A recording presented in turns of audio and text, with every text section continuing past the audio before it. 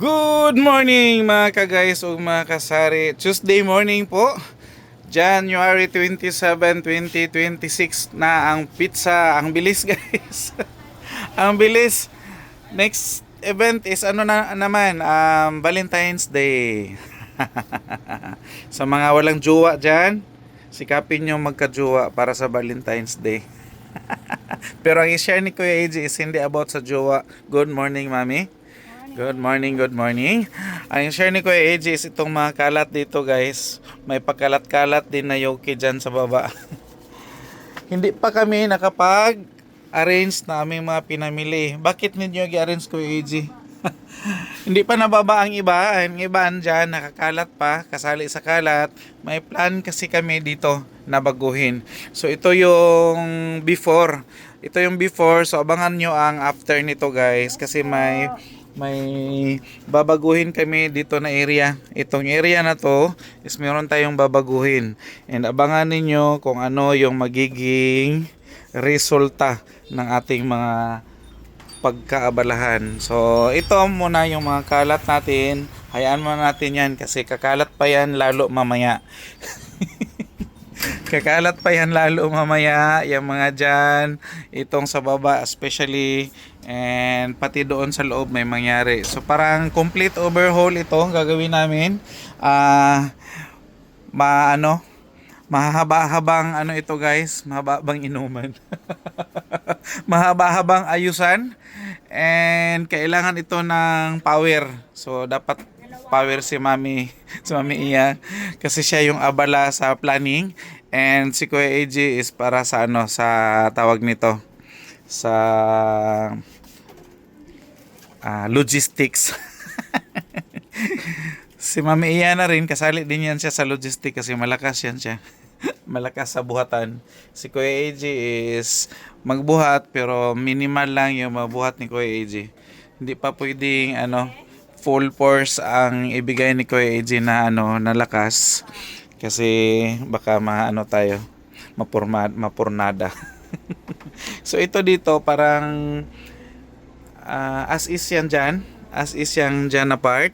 Ewan kung mabago mamaya yung plan is ito may mabago dito at pati dito especially may mabago dito na part sa extension din nga namin siya binuksan para tsadang ganyan para sa mga customers.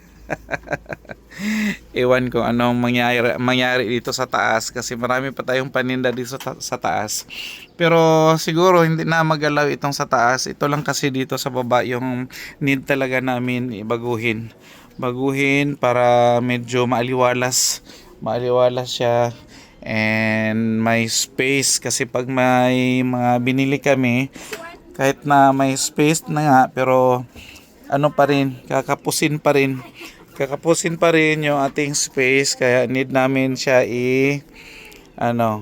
i-redesign yung interior niya dito. At saka itong mga sako-sako, hayaan na natin yan dyan. Pasensya talaga sa kalat namin, pero yung mga kalat dyan, pera yan ha. Yung kalat dyan, hindi yan siya actually basura. Pera yan kasi mga stocks man yan. Yan, makalat dyan. Nagkalat ang pera. Tingnan nyo guys. Nagkalat daw ang pera sa tindahan namin. Sabi ni Mami Iya. Yan, pera yan. Yan siya, pera yan.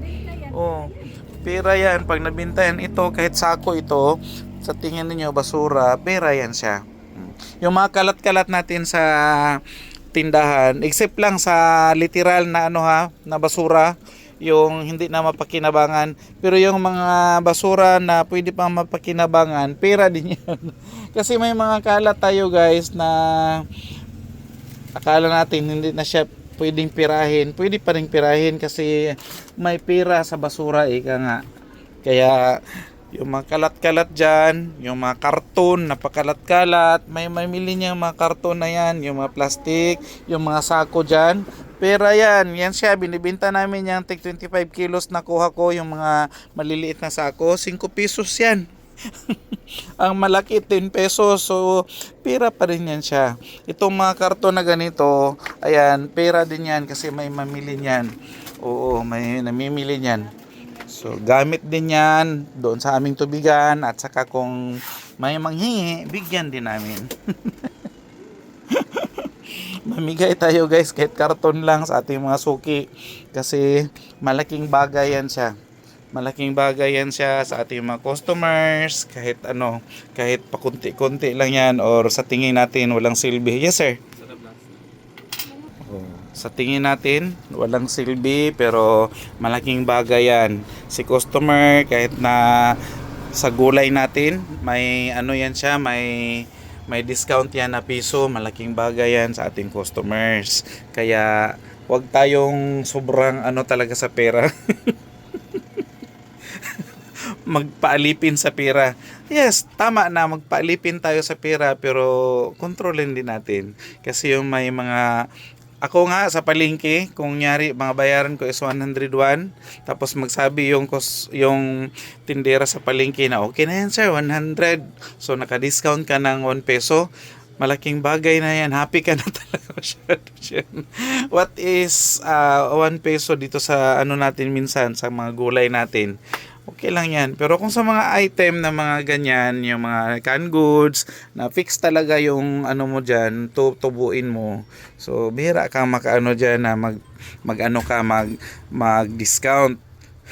Pwera na lang kung ano na talaga yung pa-expire na. Pero sa mga gulay, pwede yan siya. Parang palengke style ba? So, ayan, bago pa tuluyang mawala si Kuya AJ sa ere and mapunta sa kung saan-saan, balik tayo dito sa aking topic, ang ating pa-rearrangement, renovation, and so on and so forth. Ang ating pa-interior, na nagkalat sa ating ayusin. At dinagdagan pa ang kalat kasi may kalat pa yung ating yoki dyan, nagkalat pa siya. So ayan po, and abang-abang sa part 2 nitong ating pa before and after. Ito yung after ko, ito yung before ko, sorry. Ito yung before ko, i-upload ko ito para makita ninyo kung ano yung dyan, sitwasyon na ating pa-extension. Kasi yung pa-extension ang pinaka main purpose nito aming rearrangement para mabago yan dyan at saka madagdagan ang space and maging maaliwala. So ang abang tayo. Nabulol na naman si Kuya AJ. Abang tayo guys sa part 2 nitong aking part 1. Kasi may part 1, may part 2 talaga yan siya. So ito yung before and abangan niyo ang after ng aming arrangement. And bye bye muna for now. Thank you for watching. God bless us all guys.